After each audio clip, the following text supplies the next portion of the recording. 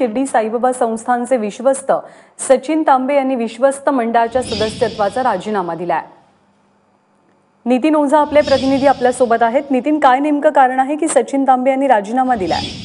ज्ञानदा, एकीकडे जर पाहिलं तर पंढरपूरमध्ये जी विश्वस्त समिती नियुक्त झाली त्याच्यावरून सध्या राज्यात वादंग सुरू आहे, वारकरी त्या विरोधात उभे आहे। मात्र दुसरीकडे शिर्डीतही ऐन गुरुपौर्णिमेच्या दिवशी जे विश्वस्त आहे सचिन तांबे यांनी आपला राजीनामा मुंबईला पाठवलेला आहे। सचिन तांबे यांच्यावर 2004 साली जी शिर्डीमध्ये दंगल झाली होती त्या दंगल प्रकरणी गुन्हा दाखल होता व त्याचं न्यायालयात चार्जशीट गेलेलं आहे। त्या केसचा अद्याप कुठलाही निकाल लागलेला नाही। मात्र तत्पूर्वीच हा राजीनामा दिल्यानं शिर्डीत मात्र एकच खळबळ उडाली आहे।